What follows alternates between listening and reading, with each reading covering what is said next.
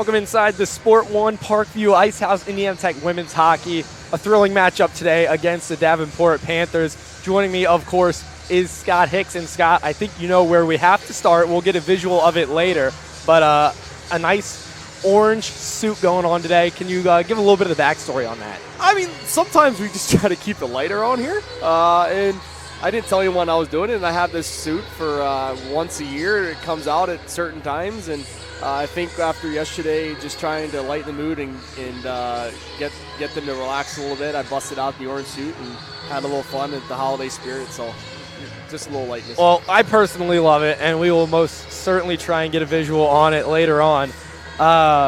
So we'll start next with the starting goaltender, Julia Gross, getting her first action. What do you want to see out of her in this one? I think stability. Like, for her, it's an opportunity. She hasn't seen much of that this year, and Mac and Iz have been playing phenomenal, and I think this is a good spot for her to get her first college start. And I think we're just looking for her to relax, make the saves that she needs to make, and just have some stability back there to give us an opportunity. All right, and so without much really going on the ice, we'll take a step off the ice and talk. We kind of talked a little bit about it last week, but just to check in on kind of how's the recruiting going at this point in the year for you guys? It's going really well. Like, we got 4 girls committed. We have a kid, a recruit here in town today, actually, from Toronto. So, for us, we're being patient with it. I think we're in a good spot with where we want to be, and having the 4 that we have, I think they're going to be tremendous assets to our program moving forward. And we're continuing to kind of keep our options open and try to find the next right fit for us. And I think the kids that we have in the pipeline are definitely ones that can help us in the future. All right, and what's that process kind of like for you guys? I'm sure it's a little bit more difficult at the ACHA and with the women's level as well.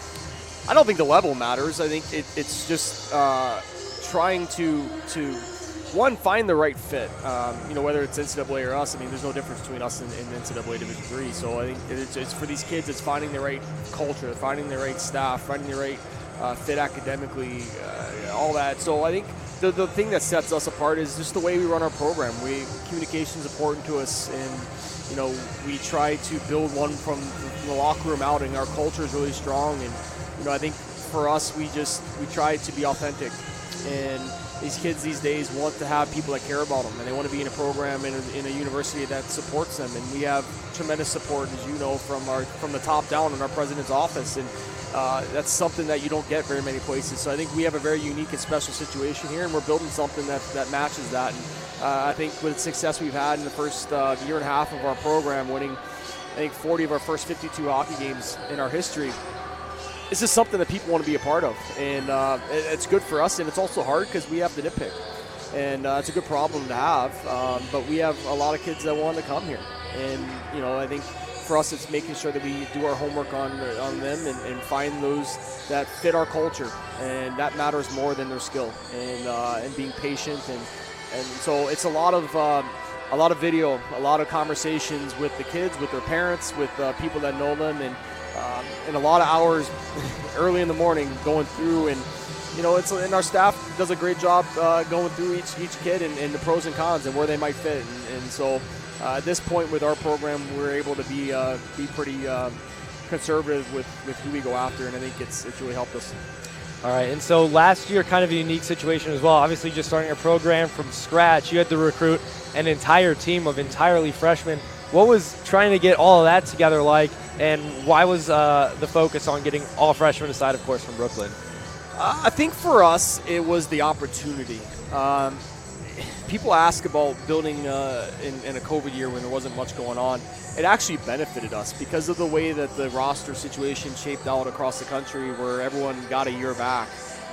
Those freshmen that went into programs in 2020, most of them didn't play, and so they were freshmen again, and then you had another class on top of that. So for us, having the opportunity for all these kids to play right away was huge, and I think that's why a lot of them chose us, is because we recruited very specific type of person, type of student, and those that wanted to contribute. And the reality of most situations across the country was freshmen weren't going to play a whole lot because seniors got another year.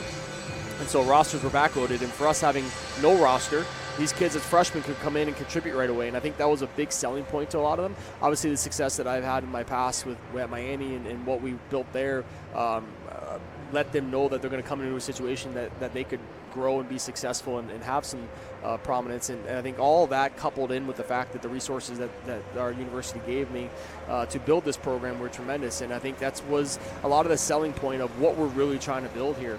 And it was a culture of inclusivity, family communication, something different than what they're used to. And I think that was appealing to a lot of them. And the ability to play right away. And we stopped at 20. I didn't want to bring any more than 20 because I wanted to dress everybody. And that ability for them to know that they're going to go and they're going to dress every game. How much they play is up to them, but they're going to dress was huge for a lot of them. That's why we were able to get the Yakachucks, the Bowlers, the Pedamshans, and whatnot, because they wanted to be impact players as freshmen, and they weren't going to have that opportunity many places. And here they did, and they were, and that's why we had the success we did, and they had the personal success they did. And when you're going through building the team, you talk about having to nitpick because of all the players that want to come here. What are those kind of characteristics you look at to separate recruits? For one, character is huge. And by character, it's not just what you do off the ice. It's how you handle adversity. When things get tough, because they do and they will, are you one that runs away? Are you one that deflects? Or can you handle constructive criticism? Can you handle accountability? Can you give accountability?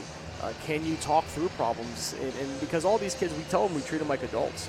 And you have to be able to work through that stuff. If you're going to be a productive member of society in the workforce, you're going to be able to communicate with your boss when things aren't going well or you disagree. And so for us, it's giving them the platform to speak their mind, to have honest conversations and take feedback, and us take feedback from them. And they feel that openness and that their voice is heard. And I think so that comfortability of being able to communicate not only with us but with their teammates and be able to work through problems and all that is something that we really look for. So we spend a lot of time talking to them, not so much about hockey, but getting to know them as people and how they handle and working through problems and just asking them how they handle certain situations, because as we know, all this stuff comes up eventually, and you can't run away from problems. You got to handle stuff, and the more you bury it, the more they get worse. So we really try to work through and find the people that are gonna buy into what we're trying to get them to grow into. And those are the things in the conversations we try to have. And obviously fitting with the group that we have already is huge. So we let them handle a lot of our visits and get their feedback. All right, well, that is all I got for you. A very insightful interview. Appreciate the time. Best of luck and enjoy the holidays. Thanks, Joe. Appreciate it. Thank you. All right, that will do it. We'll go ahead and step aside. Indiana Tech Women's Hockey brought to you by SummitCitySports.com.